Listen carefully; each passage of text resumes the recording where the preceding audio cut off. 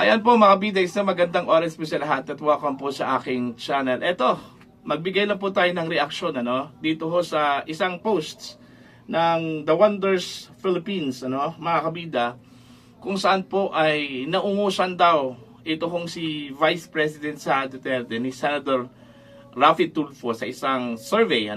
Ito po ay survey daw mga kabida ng Tanjiri para ho sa 2028 presidential election. Alright? Eto, tingnan natin kung totoo ba ito, mga kabida, po. Naniniwala ang kampo ni Senator Raffy Tulfo na may malinaw siyang momentum patungo sa 2028 presidential election. Batay sa pinakahuling resulta ng Tanjiri survey kung saan siya ang nangunguna. Ayon sa kanilang panig, ang nasabing survey ay indikasyon ng lumalakas na suporta ng publiko at tiwala sa kanyang pamumuno. Gayunman, iginiit din ng ilang mga political observers na ang mga survey ay sumasalamin lamang sa kasalukuyang pulso bayan at maaari pang magbago habang papalapit na ang halalan. Sa huli, ang magiging batayan pa rin ng botante ay plataforma, track record at kakayahang mamuno. Ayon. Wala hong inilagay dito yung survey talaga, yung result. Pero ayon po dito sa kanilang post, tinalo daw ni Senator Raffy Tulfo po, mga kabida. Ito hong si Vice President Sara Duterte po, sa survey po ng Tanjiri. Ngayon, na-research ko po ito hong Tanjiri, pumunta ako dun sa kanilang page. Wala po akong nakita doon na presidential survey, kundi meron pong senatorial survey. Okay? Kung saan po nag-top ito hong si Senator Raffy Tulfo, mga kabida. That was 4 days ago. Yung posting po mga kabida ng kanilang survey, ng Tanjiri. Alright? Nanguna po itong si Senator Raffy Tulfo, at sinundan po ito mga kabida ni Senator Grace po, mga kabida, sa survey for senators, okay, for 2028 election po, mga kabida. Ewan ko kung saan po nakuha nila yung survey na yon, okay, o baka guni-guni lang po siguro po, ng The Wonders Philippines, mga kabida, yung survey po ng Tanjiri. In-research ko po yung page po ng Tanjiri, yung website po ng Tanjiri, at saka yung mga news article po, ng mga kilalang mga news outlets, mga kabida. Wala hong nakapublish kung saan po ay naglabas po ng presidential poll result. Okay? Ito hong Tanjiri, mga kabida, po. Walang nakapublish sa mga kilalang mga outlets, news outlets po. So, ibig sabihin, baka guni-guni lang po nila, ito hong kanilang post, mga kabida, po. Okay? At saka pangalawa, malabo po, kung si Raffy Tulfo po ang kalaban po ni Vice President Sara Duterte, kasi po unang-una, malinaw naman po sa mga nagdaang survey, mula sa SWS, Pulse Asia, okay, ito hong Publicos, meron pa tong Tanjiri, mga kabida. Ang Tanjiri po naglabas po ng survey this year, okay? At doon ho sa kanilang survey for presidential elections para ho sa 2028, malayo po ito hong si Raffy Tulfo, Okay? Nanguna si Vice President Sara, sinundan po ni dating Vice President Leni Robredo. At yun, sunod-sunod na po, Raffy Tulfo, mga kabida, po. Same with other survey firms. Kaya nagtataka ako kung bakit biglang merong ganitong report. Okay, na hindi naman po suportado po ng facts, mga kabida. So, malinaw po na fake news. Alright? Yung post po, na nanalo or nanguna ito hong si Raffy Tulfo, over Sara Duterte sa isang survey po ng Tanjiri, po. Gaya ng sinabi ko po, in-scan ko po yung page po ng Tanjiri, naka-verified check po yon, yung Tanjiri na survey. Okay, may nakalagay yun sa ilalim po na Boses ng Bayan.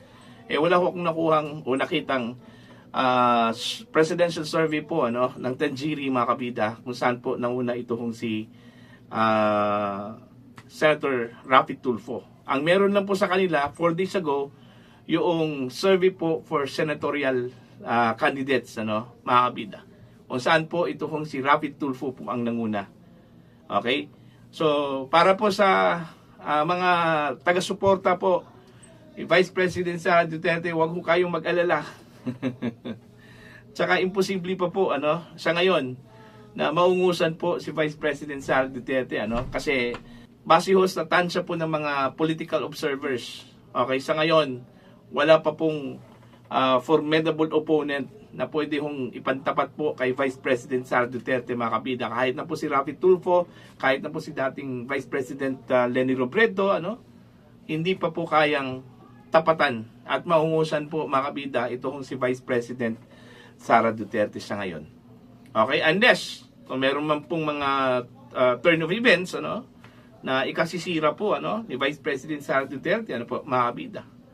Pero kung pakikinggan lang po natin, titingnan po natin yung kartada po ni VP Sara, hindi doon sa pagiging pinaka top doon ho sa presidential survey, kundi pati yung performance, trust rating, malayo. Okay? Napakataas po. Ito hong si VP Sara compare sa ibang mga opisyal po ng gobyerno, mga kabida. Po. Yun, indikasyon po yun eh. Pag mataas yung trust rating po mula sa taong bayan, okay, ibig sabihin po, satisfied po ang tao, naniniwala po ang tao po sa isang kandidato. Okay? May kakayahan po ang isang kandidato. And most probably, pag mataas po ang trust po, mga kabida, ng taong bayan, okay, gusto po ng taong bayan po yung kandidato na yan. Okay? And that works doon ho kay Vice President Sara Duterte, mga kabida.